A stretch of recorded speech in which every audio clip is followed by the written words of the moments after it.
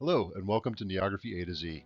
On this channel, I take a look at constructed and natural writing systems for both their functionality and their aesthetic appeal. This review will cover the Atlantean alphabet, created initially by John Emerson with help from linguist Mark Okrand of Klingon fame, for use in the Disney film Atlantis, The Lost Empire. John Emerson worked for Disney from the 1960s on to the early 2000s. He was a graphic designer and worked in the art department of such films as Aladdin, Bedknobs and Broomsticks, as well as several other films. A link to his IMDb page is in the description of this video.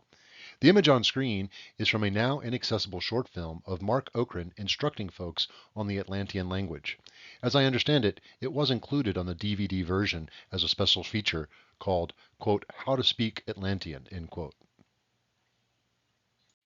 From an article titled Atlantean, A Mother Tongue for a Mother Civilization, posted on Troy Press, September 30th of 2023. It reads, The Atlantean alphabet was meant to be evocative of many different alphabets, Hahn said. We looked at a lot of early typefaces, Phoenician, Greek, a lot of different cultures, even Asian typefaces, and then just tried to come up with something you couldn't quite put your finger on. It wasn't Arabic, it wasn't Chinese, it wasn't Phoenician or Sanskrit or something. It was just something that was uniquely Atlantean, but again was reminiscent of all those cultures. The actual 29-letter alphabet was a collaboration of Disney animators and Okrand, who suggested that the alphabet be boustrophedon, with the direction of letters changing with each line, first from right to left, then from left to right, and so on. Okrand said, quote, It's back and forth movement like water, so that worked, end quote.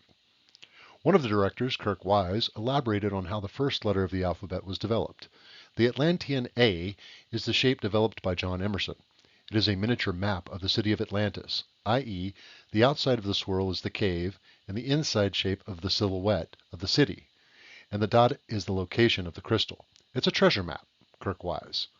There's some debate on how to transliterate Atlantean words into the alphabet.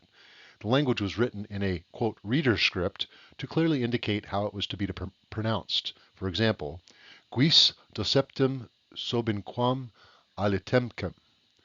We do not need their help. Whether this should be transliterated as Guis doceptum sobinquam alitemcum or some other way is open to debate. Okrand's only public comment so far is, yes is Tig, no is Quam, and hello is Supak. Now let's take a look at the functionality. Atlantean functions as an alphabet and is written boustrophedon in horizontal lines running alternately from left to right and right to left. In theory, the script can be used to write multiple languages, including English. It lacks punctuation and is unicameral. That is, there are no separate cases, such as majuscule and minuscule. You'll also notice that there are no ascenders or descenders. This is unusual for natural alphabets. Interestingly, while there are 29 letters, only 20 represent sounds that are ultimately used in the Atlantean language. I'll read the passage on screen. Nishintop Atlantisag, kelobtim gabrin, karoklimik, betgim demotim, net, getunosintem, bernotlimik, get, kagib, lewidyoch, which means apparently, spirits of Atlantis, forgive me for defiling your chamber and bringing intruders into the land. You'll notice that the example on screen from Omniglot is not written in boustrophedon, but right to left. Now let's take a look at the aesthetics. While many of the Atlantean letters are never even seen in the film, they all look a bit busy. The fan-made sample on the right here also shows that they're not easily written. The stylistic choices made are mostly understandable, but an easily read script they do not make. Similar to the film Arrival, the language and the linguist involved are essential to the plot of the film Atlantis. Thankfully, though, there are no coffee stains to be seen. The script factors in greatly, as it is said that the modern Atlanteans have forgotten how to read it, and that the script is only readable by the protagonist, Milo, which is a bit strange. Oh, spoilers, by the way. Apologies if you haven't seen this 2001 movie. Conceptually, the script does a lot of heavy lifting by supporting the main plot. Unfortunately, the design aesthetic doesn't seem to have met the moment. I guess they were going for a sort of primitive but intricate sort of feel, but nah, this just misses that. While being useful as a plot device is really cool for a conlang and a conscript, it has to work. It has to be appealing, not just practical. An alphabet was definitely the way to go, most especially for the audience enthusiasm and accessibility. But something closer to Greek or even Phoenician would have likely been better. Also, my gut tells me that it for sure was not Mark Okren who decided to put a dot in all of the vowels. That just screams art department to me. I have not undertaken trying to translate the script as it was used in the film, but I will say they seem to have used it consistently, which does make it seem ever so slightly more realistic. Let's not comment on the mythos, though. This ain't that kind of review. I do wonder if they thought through how the language might be analyzed, or if they just added it to move the plot along. As much as we hear and see of it, it could have easily just been gibberish, and most folks wouldn't have thought twice about it.